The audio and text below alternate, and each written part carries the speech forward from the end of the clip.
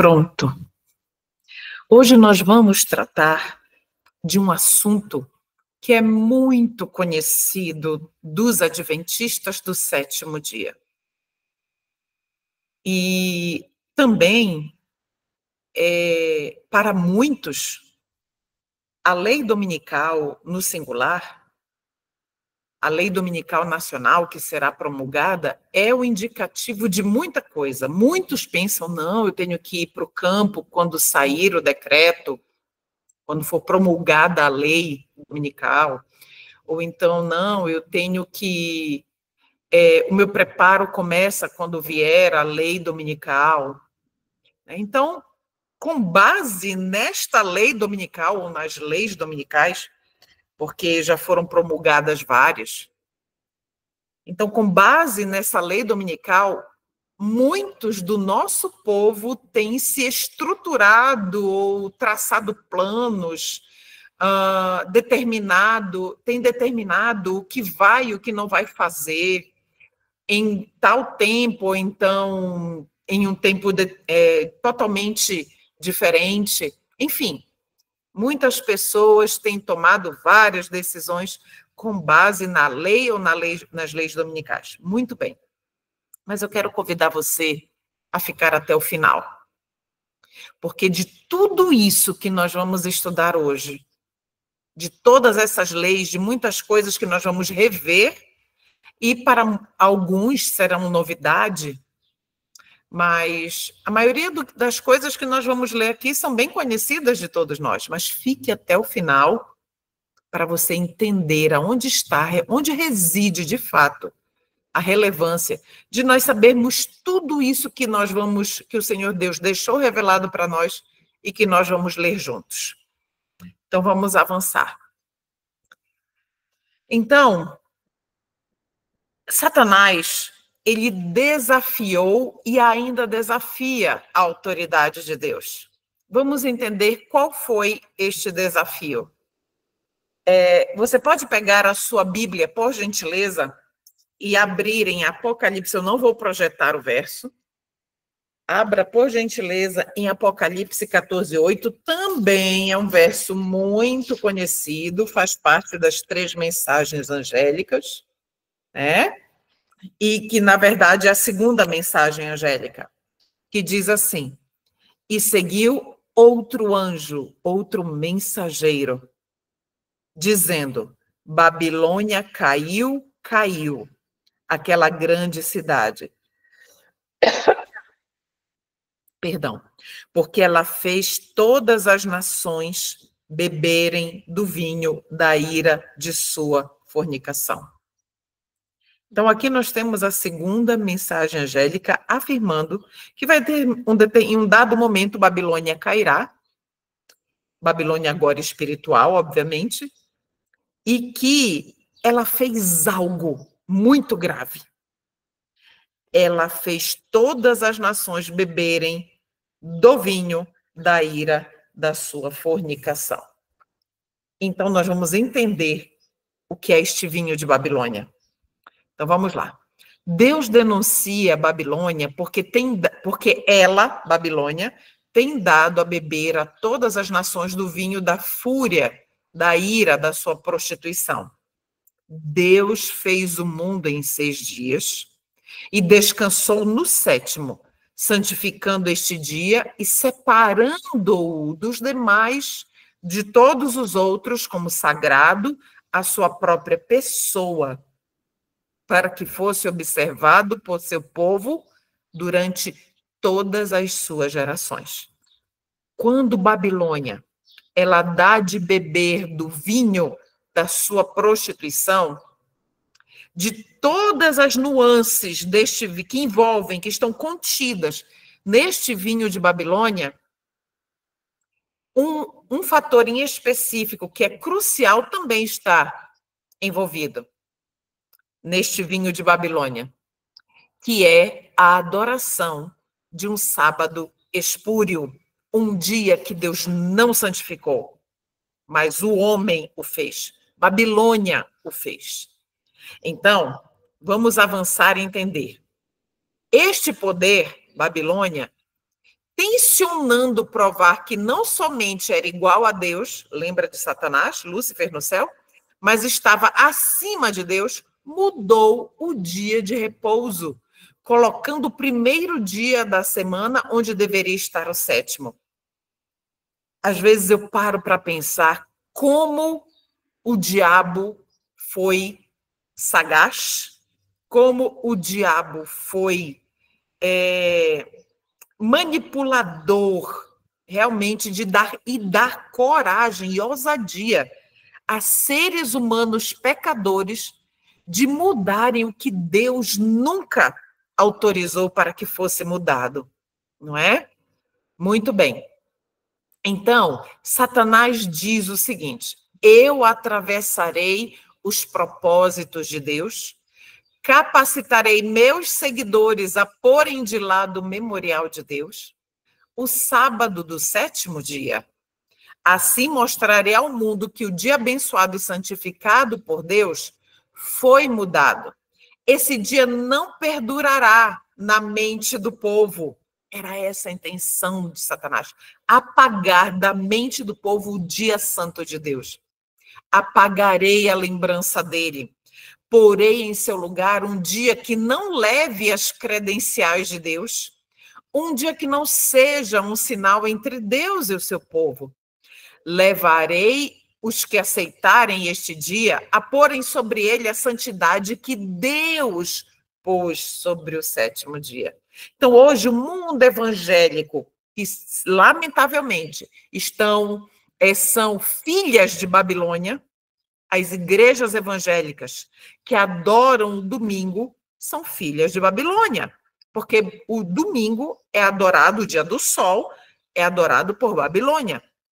Então, toda essa comunidade coloca uma santidade, exatamente isso que o diabo disse, colocar santidade em algo que Deus não santificou. Isso é o homem que faz isso. Essa citação foi retirada de Profetas e Reis 183, 184. Então, vamos entender agora, em termos progressivos, o movimento da lei dominical na década de 1880. Por muitos anos, temos esperado que seja promulgada uma lei dominical em nosso país. Isso é Ellen White falando. E agora que o movimento está precisamente diante de nós, perguntamos o que o nosso povo pretende fazer nesse sentido. Vamos lembrar um pouco da história, da nossa história. Na década de 1880, na verdade, de 1800, vamos para antes. Em 1863, foi criada a NRA.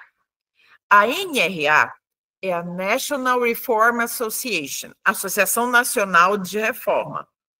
Por quê? Porque na década de 60, um grupo de cristãos evangélicos não estavam mais suportando ver o crescimento da imoralidade no país, nos Estados Unidos. Então, cria-se essa associação a fim de que o Estado pudesse atuar por lei para conter este mal, que era a imoralidade, este mal crescente. E conforme a atuação do Estado, essa NRA, na verdade, ela foi aumentando a sua ação, né, social, isso foi criando maior, abrindo mais a atenção, os olhos, principalmente dos adventistas do sétimo dia, contra o risco, em relação ao risco de que, muito em breve, o Estado interferiria em termos de religião também, não somente em termos de moral. Porque se nós formos observar, moral e religião estão intimamente relacionados. E aí o tempo vai passando e nós chegamos ao ano de 1888. Quando nós chegamos ao ano de 1888, a NRA ainda atuando, nós chegamos à Conferência de Minneapolis de 1888, e lá, nesta conferência, vários temas foram abordados. Além do tema da justificação pela fé, também o tema da liberdade religiosa. A liberdade de consciência na religião também foi abordada.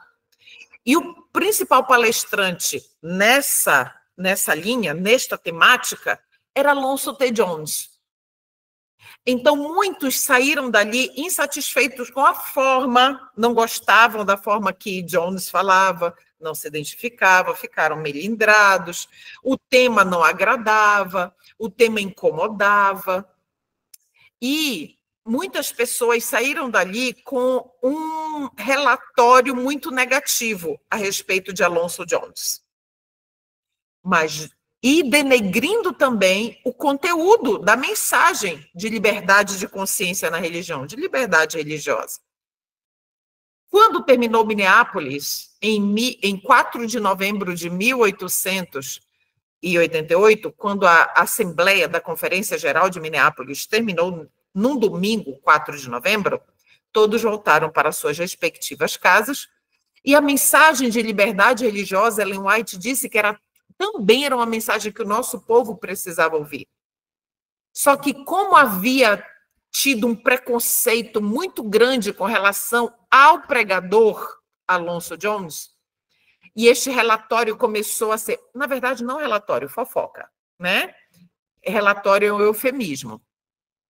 Quando este relatório negativo começou a ser espalhado em Battle Creek, que era onde ficava, era a cidade dos adventistas do sétimo dia, por assim dizer, então as pessoas começaram, os líderes adventistas começaram a rejeitar, a impedir que Alonso Jones subisse nos púlpitos, principalmente no púlpito do tabernáculo, que era o maior templo adventista para 3.300 pessoas, começaram a impedir que ele levasse. Ellen White começou ali a influenciar e a conversar com eles para que eles dessem o púlpito, porque o povo precisava ouvir o que Alonso Jones tinha para pregar. Depois de muita insistência, uma batalha muito grande, os do nosso próprio povo querendo impedir que a mensagem da liberdade religiosa chegasse às pessoas, o Senhor Deus agiu e o púlpito foi dado a Alonso Jones. Os jornais locais, que não têm nada a ver com religião, publicaram e elogiaram as mensagens que Alonso Jones, a temática da liberdade de consciência, e deram destaques especiais à mensagem dele. No entanto, o nosso povo, nas nossas revistas, nos nossos periódicos, como a Review and Herald e outros periódicos adventistas, não publicaram nenhuma linha a esse respeito. Muito bem. Passa-se o mês de novembro todo. E início de dezembro, Alonso Jones viaja para Nova York como o delegado indicado pela igreja para defender a liberdade religiosa no Senado norte-americano, porque estava para ser aprovada uma lei que se tornaria um decreto para adoração e guarda por lei do domingo, que era a lei, era o decreto do senador Blair, e que, se aprovado, o decreto seria estabelecido e todos deveriam obedecer. Então, o movimento, essa foi a movimentação da lei dominical na década de 80, em específico 88, e nós já sabemos o resultado. Alonso Jones defendeu a liberdade religiosa, Deus deu para ele os argumentos corretos, e o decreto não ocorreu. Por que o decreto não ocorreu? O nosso povo, nós como um povo, havíamos rejeitado a mensagem que prepararia, num período curto de 2 anos, prepararia o povo para receber a chuva serôdia, dar o alto clamor, e toda aquela sucessão de acontecimentos finais ocorreria e Jesus voltaria. mas a mensagem foi rejeitada. Os mensageiros, a mensagem, o próprio Espírito Santo foi rejeitado. Cristo foi rejeitado. E, como resultado, alguém precisava fazer alguma coisa para que o decreto não ocorresse. Deus agiu por meio de Alonso Jones. Então, é necessário fazer essa recapitulação da história, da nossa história, para que nós entendamos que o nosso povo rejeitou uma mensagem e não estava pronto para a vinda de Cristo. Então, devemos buscar especialmente a Deus, pedindo que agora seja concedido graça e poder a seu povo, pedindo que Deus conceda graça e poder ao seu povo. Deus vive e não cremos que chegou plenamente o tempo em que Ele queira que nossas liberdades sejam restringidas. Ellen White escreveu isso há muito tempo. E eu tenho uma playlist no meu canal que eu recomendo que você assista para entender melhor toda essa questão de liberdade de consciência na religião e liberdade civil também. Chama O Direito de Crer, Liberdade de Consciência na Religião. Acompanhe a playlist, você vai entender claramente como o Senhor Deus deseja que nós não tenhamos as nossas liberdades restringidas, quer seja na igreja ou fora dela. Então, vamos lá. Vamos continuar. Os defensores da lei dominical não compreendem o que estão fazendo. E é verdade. Vamos voltar aqui. Eles estão agindo como cegos.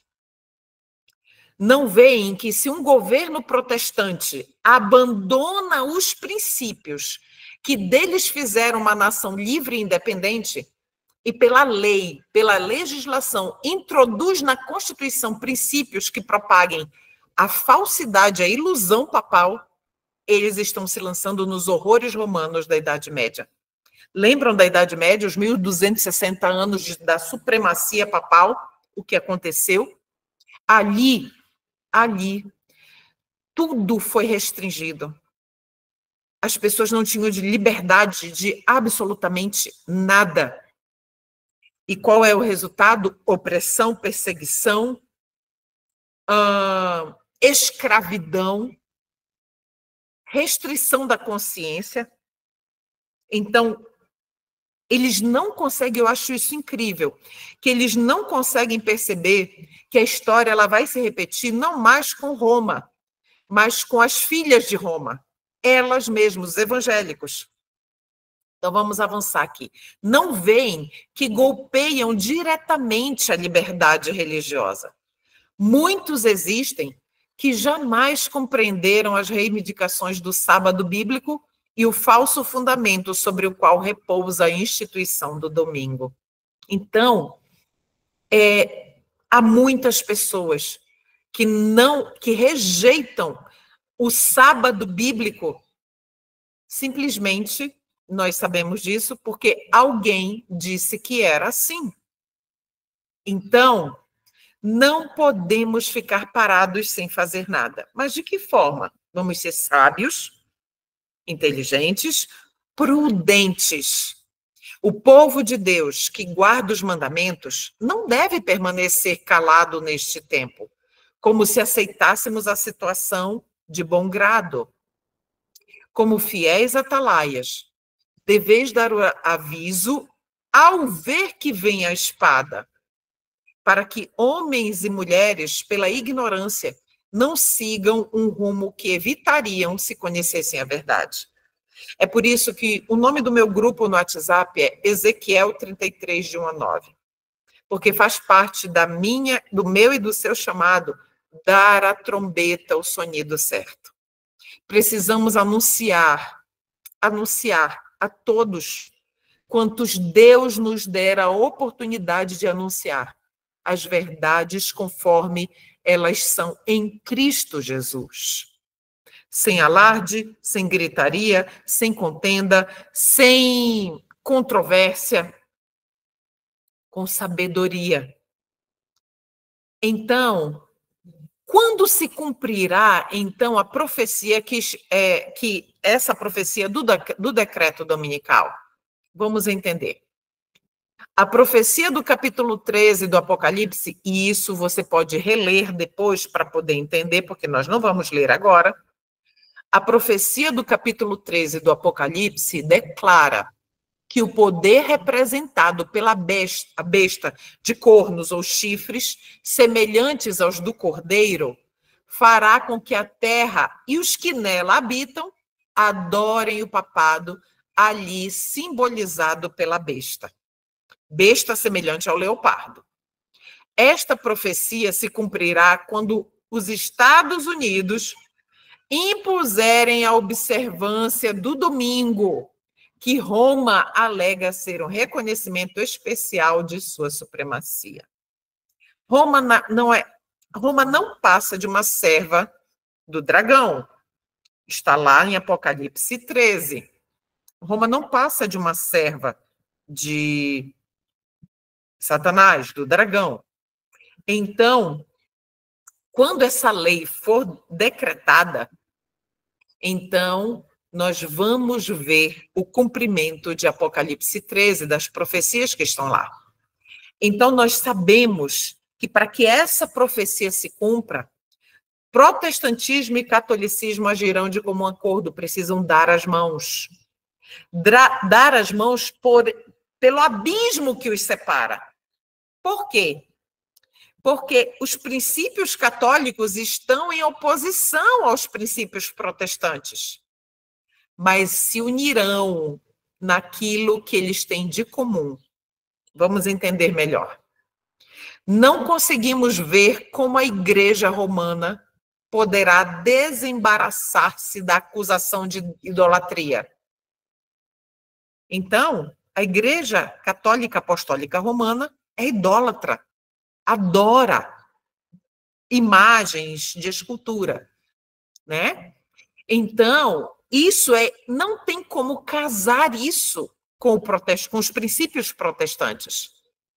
Mas, de alguma forma, Roma conseguirá se unir ao protestantismo.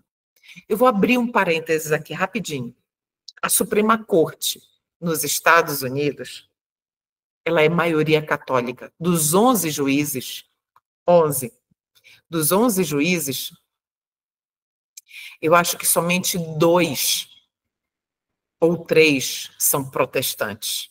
Os demais são todos católicos. Fechou parênteses.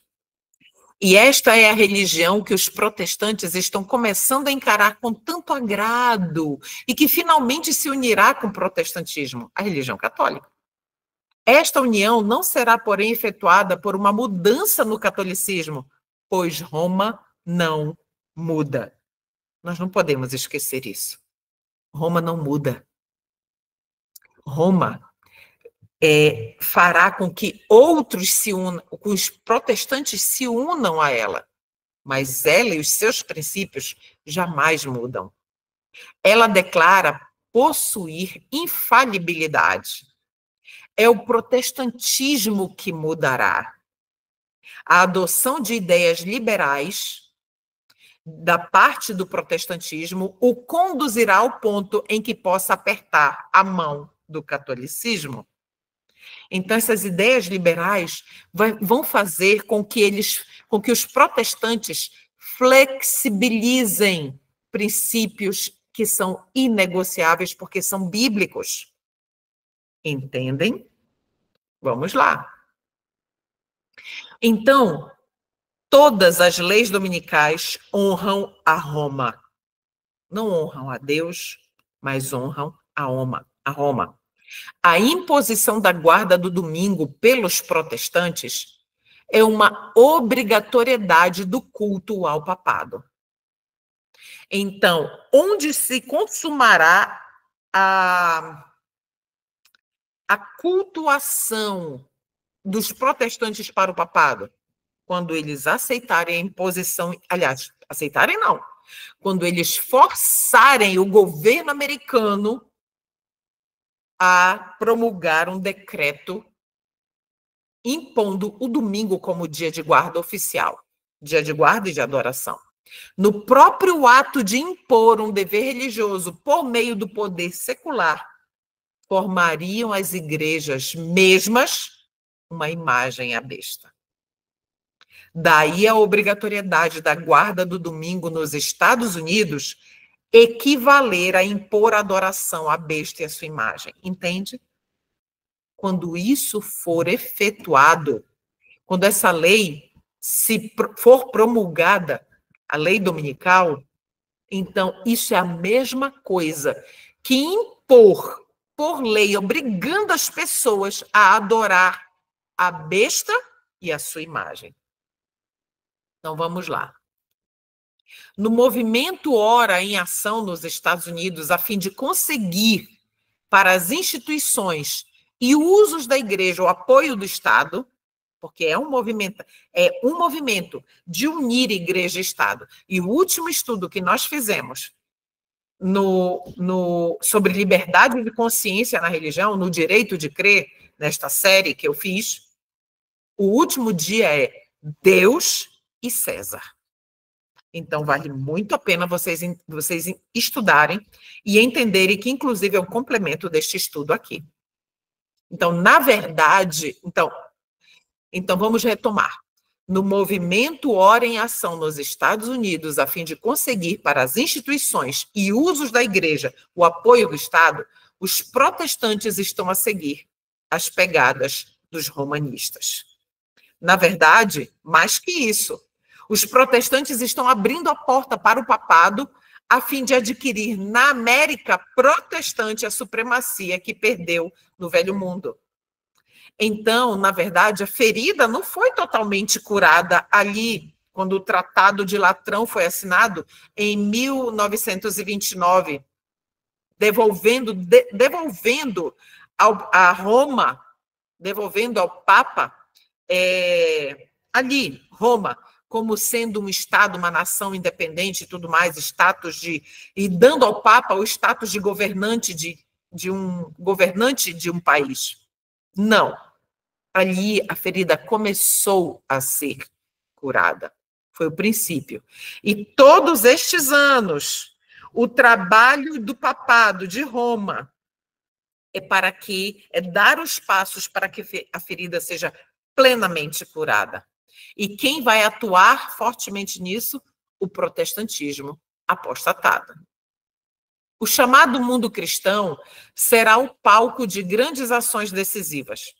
Homens com autoridade promulgarão leis para controlar a consciência, segundo o exemplo do papado. Porque quem é que controla? O método de controle da consciência, das liberdades, ele é um método papal, romano papal. Então, isso vai ser repetido pelo protestantismo. Babilônia fará que todas as nações bebam do vinho da ira de sua prostituição. Quando o decreto promulgado pelos vários governantes da cristandade contra os observadores dos mandamentos lhes retirar a proteção do governo, ou seja, estaremos humanamente falando totalmente desamparados. Abandonando-os aos que lhes desejam a destruição, o povo de Deus fugirá das cidades e vilas e reunir-se-á em grupos, habitando em lugares mais desertos e solitários. Muita atenção aqui agora. Muitas pessoas usam esta citação para dizer, olha, tá vendo? Só tem que sair da cidade no tempo do decreto dominical. Vamos entender se é isso mesmo? O que está dizendo aqui? Abandonando-os aos que lhes desejam a destruição. Queridos, este momento aqui está se referindo ao decreto de morte, não é o decreto dominical. O decreto de morte, nós estaremos totalmente desamparados, sem proteção de lei, de Estado, de nada, nem ninguém humanamente falando. E este vai ser o tempo destes que não conseguiram sair antes, durante o decreto, ou mesmo antes do decreto ser promulgado, vai ser o derradeiro momento para fugir. Do contrário, morrerão, se estiverem nas cidades e vilas. Entendem? E aí sim, como eles estão sob ameaça de morte, foi liberado para matar essas pessoas, eu e você, se estivermos lá. Então habitaremos nos lugares mais desertos e solitários da terra. Entende?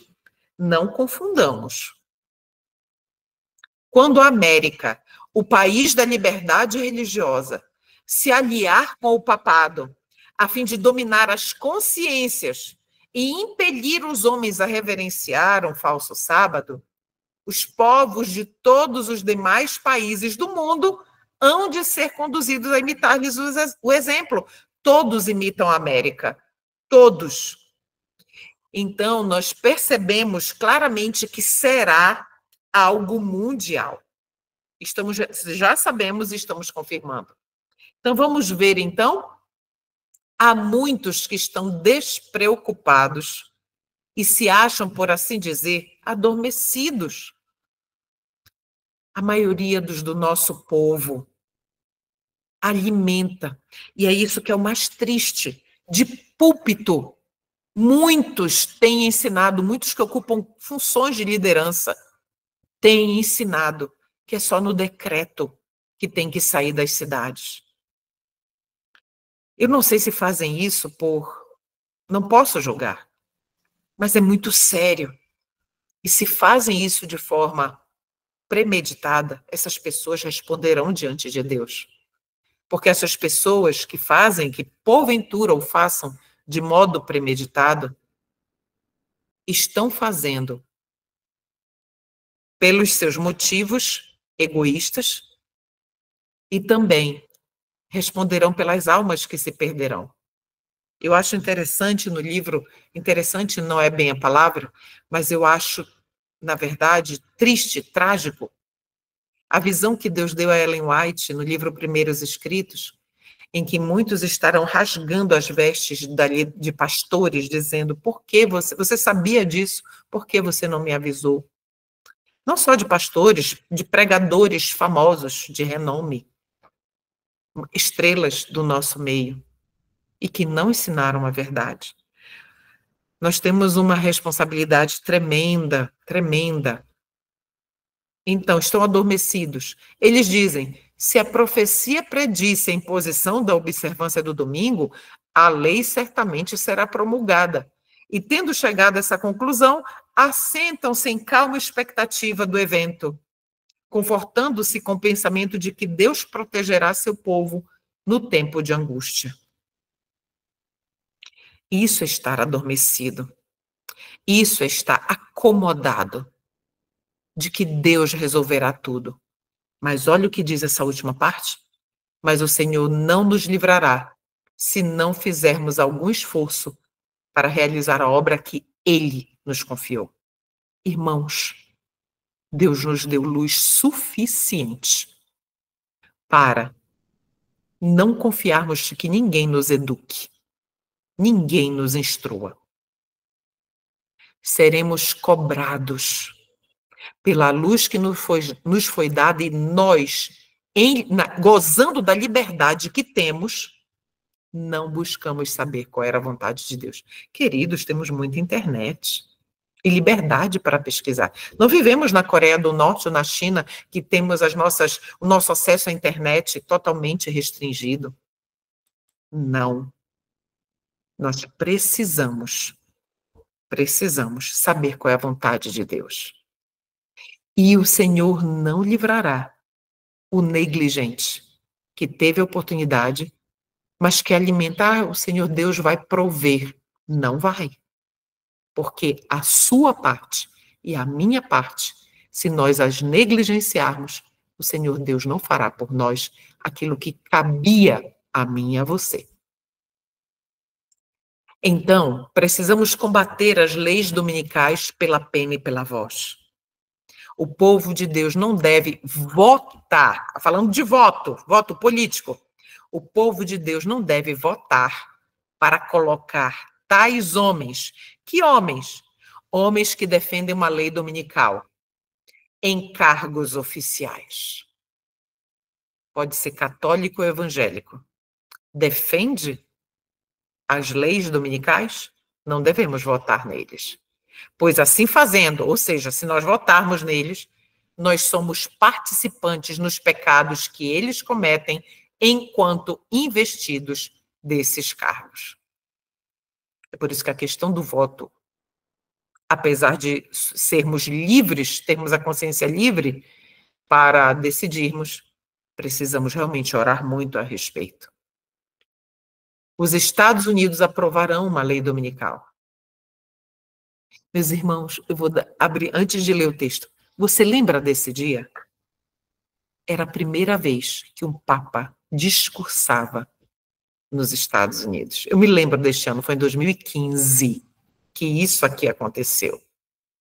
Em 2015, todos aí estavam aplaudindo Roma. Fechou parênteses. Quando nossa nação, que são os Estados Unidos, renunciar os princípios de seu governo de tal forma que vote uma lei dominical, nesse próprio ato, o protestantismo dará a mão ao papado. Quando o protestantismo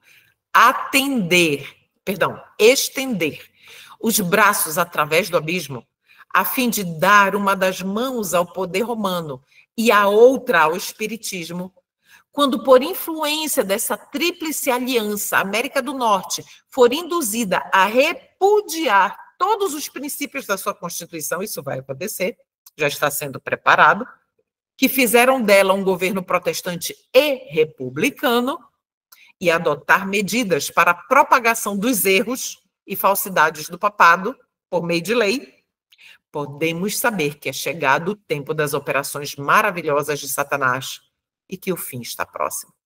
Isso está acontecendo já. E a partir deste ano, de 2025, isso ficará muito mais evidente e avançará muito mais. O mundo está cheio de tempestade. Guerra, não somente tempestade, mas também guerra e contenda.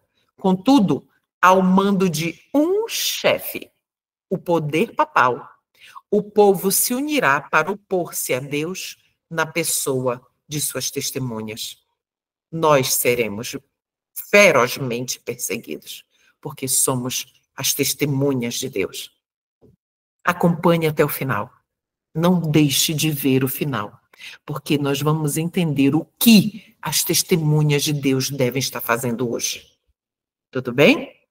As nações estrangeiras seguirão o exemplo dos Estados Unidos, posto que ela seja a líder, olhe só, posto que a América, esta nação, seja a líder, a mesma crise atingirá todo o nosso povo em toda parte do mundo. O protestantismo apóstata dará a mão da comunhão ao poder romano. Então haverá uma lei contra o sábado da criação divina. Esta união não será, porém, efetuada por uma mudança no catolicismo, pois Roma não muda, nós já lemos isso, ela declara possuir infalibilidade, é o protestantismo que mudará. Queridos, vocês lembram deste encontro aqui? Eu lembro claramente, 2014. Em 2014, o Papa Francisco assumiu em 2013. Em 2014, esta comitiva de evangélicos, liderança evangélica forte dos Estados Unidos, foram lá apertar a mão de Roma e comungar com Roma. Entende como já está sendo preparado? Haverá um laço de união universal, uma grande harmonia, uma confederação de forças satânicas, e oferecem à besta o poder e a autoridade que possuem. Então, essa aliança, esse laço de união, já está sendo há anos preparado. Então, eu deixo aqui uma pergunta para todos os meus irmãos que estão acompanhando aqui o estudo juntamente comigo. Diante de todo este conhecimento, qual deve ser a minha atitude pessoal? O Senhor Deus não nos vedou nada. Nós sabemos tudo o que vai acontecer passo a passo, até que Cristo volte. O Senhor Deus nos revelou absolutamente tudo. Nós adventistas do sétimo dia, somos profundos conhecedores das profecias. E aí, diante de tudo isso, de todo esse conhecimento que Deus deixou revelado para nós, qual deve ser a minha e a sua atitude individual? Primeiro, a palavra de Deus precisa ser reconhecida e obedecida como autoridade acima de toda legislação humana. Isso é liberdade de consciência na religião. Ninguém tem o poder de nos dominar, de nos influenciar, de quaisquer formas que sejam. O assim diz o Senhor não deve ser posto de lado por um assim diz a igreja ou assim diz o Estado. Dai a Deus o que é de Deus e dai a César o que é de César. A coroa de Cristo deve ser erguida acima de todos os diademas dos poderes terrestres. E vai chegar um momento em que nós precisaremos nos posicionar. Mas o que mais nós precisamos fazer com todo esse conhecimento que nós temos das Escrituras e dos eventos finais? Vamos ler, por gentileza. Abra sua Bíblia, nós estamos em um estudo. E vamos estudar. Eu não vou projetar o texto. Poderia, por gentileza, abrir no livro de Romanos, capítulo 1. Vamos ler os versos 16 e 17.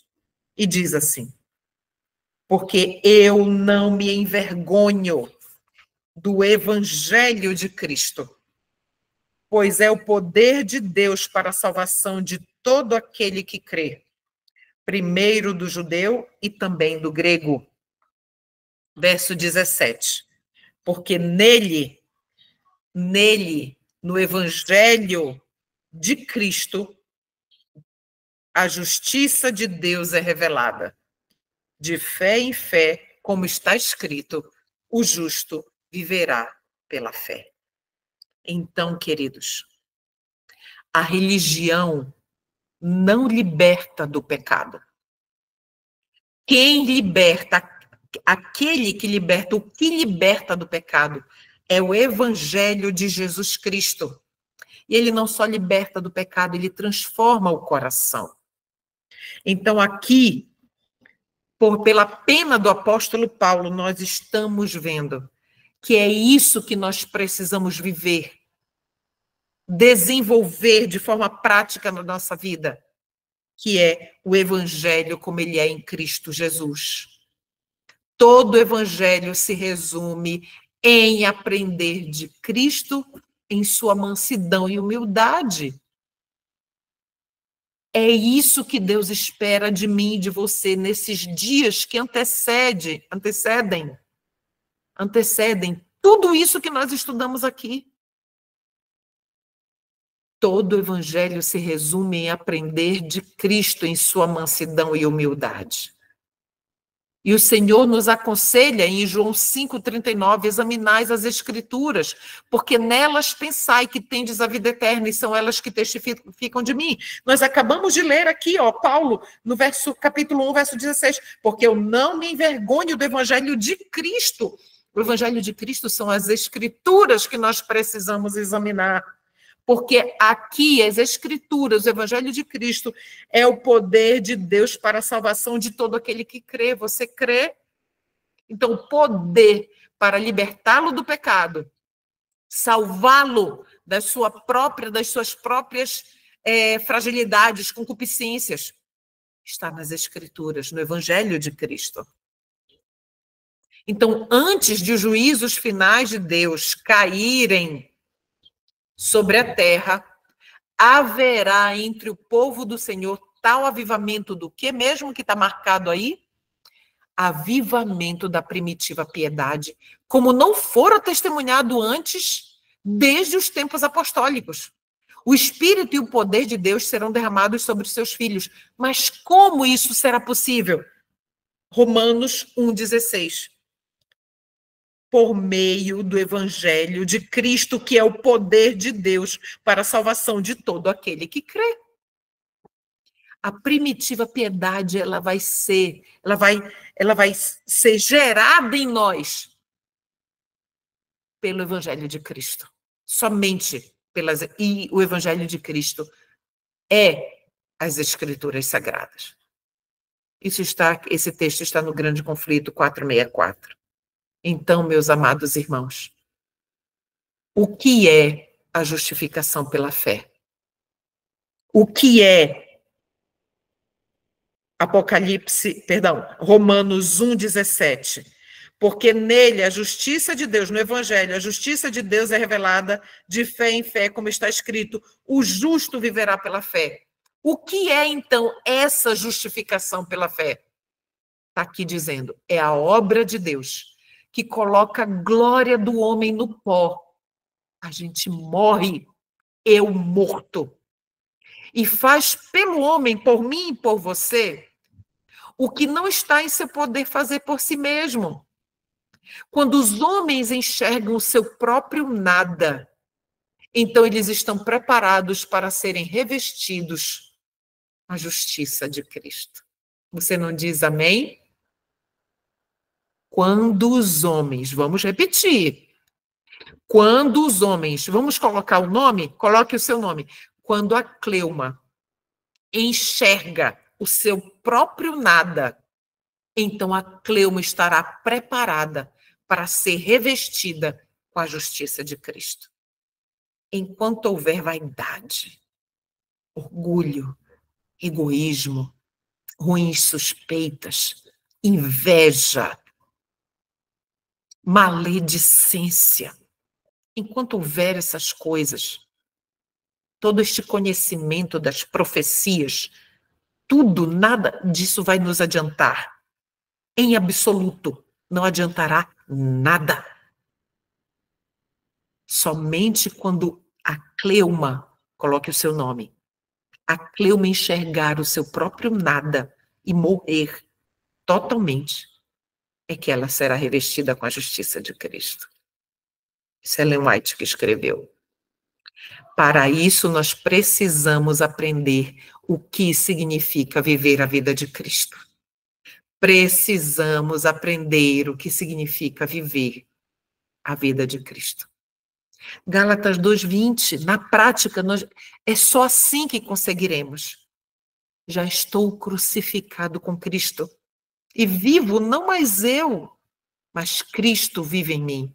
Você não anseia o dia para você dizer isso plenamente? E a vida que agora eu vivo na carne, eu vivo-a na fé do Filho de Deus, o qual me amou a Cleuma, e a si mesmo se entregou por mim, Cleuma. Gálatas 2, verso 20. Então, meus irmãos, isso aqui precisa acontecer antes. Então, a verdadeira preparação para os eventos dos últimos dias não é conhecer profecias, faz parte, tem o seu lugar, mas não é o principal. Sabe o que é o principal para estar pronto para os eventos dos últimos dias, que muito em breve vão acontecer de forma muito rápida e em sucessão? Primeiro, precisamos ter, eu e você, precisamos ter convicção pelo pecado. Este é o primeiro passo. O segundo passo, precisamos nos arrepender verdadeiramente. Não é ter remorso, não. É arrependimento, afastamento do pecado, abandono do pecado, tristeza pelo pecado e afastamento. Confessar. Precisamos confessar a Deus todos os nossos atos pecaminosos, quer sejam praticados, pronunciados ou feitos, ou quer sejam pensados. Precisamos perdoar. Perdoar. Porque senão, aquela oração que nós fazemos, perdoai as nossas dívidas assim como nós perdoamos aos nossos devedores, não é uma realidade. Precisamos perdoar. Precisamos andar em humildade. Total humildade, como Cristo é humilde e manso, devemos ser humildes e mansos. Precisamos buscar um novo nascimento nas madrugadas, principalmente, e fazer como Enoque. Receber o batismo do Espírito Santo na madrugada e andar ali constantemente com Cristo durante todo o dia. A serva do Senhor diz que Enoque treinou a sua mente para estar na presença de Deus, para ter o senso de que ali ele estava na presença de Deus. E, finalmente, o nosso crescimento em Cristo precisa ocorrer de forma progressiva e constante. Eu e você, nós precisamos ser constantes na nossa caminhada cristã. Crescimento em Cristo. Então, conheça e acompanhe os acontecimentos proféticos. É importante? Sim. Mas eles não são mais importantes do que sua caminhada com Cristo em preparação para o encontro com Ele. Entendem, meus irmãos? Então, nós estamos estudando os eventos dos últimos dias totalmente com viés diferente. Eu me propus, irmãos, esse estudo, eu já perdi a conta das vezes que eu já dei esse estudo. Mas o Senhor Deus colocou no meu coração estudar com os meus irmãos os eventos dos últimos dias de forma totalmente cristocêntrica. Sem Cristo, sem submissão, sem rendição, sem entregar o eu para que ele seja morto e crucificado todos os dias. Sem isso, meus irmãos, será impossível estar preparado para estes eventos dominicais, para essas leis dominicais que serão promulgadas. Cristo é tudo para mim. Não tem aquele louvor? Cristo é tudo para mim. Viver, sonhar, cantar é minha força, meu bordão. Sem ele que penar. Então, meus queridos, precisamos ir a Cristo. Precisamos, o lugar mais seguro para mim e para você é aos pés do Salvador. Aos pés do Salvador. Vamos orar? Pai eterno, bondoso Senhor, indignos somos de nos dirigirmos ao Senhor. Mas aqui estamos, Pai. Estamos aqui, primeiramente, para clamar o derramamento da chuva serôdia. Derrama o Espírito sobre nós, Senhor, porque somente assim seremos tuas testemunhas verdadeiras. Pai querido, queremos estar prontos. Se o Senhor achar por bem que estejamos vivos para suportar os últimos eventos, por favor, nos ajude em nossa caminhada. Fortalece-nos a fé. Renova-nos o ânimo todos os dias. O ânimo, Senhor, de estarmos rendendo o nosso eu maligno todas as madrugadas na Tua presença. Somos Teus, Senhor. Não somos do inimigo, nós pertencemos ao Senhor. Por isso clamamos o Espírito Santo, para que tenhamos o poder para sermos Tuas testemunhas em Jerusalém, em toda a Judéia e Samaria e até nos confins da terra.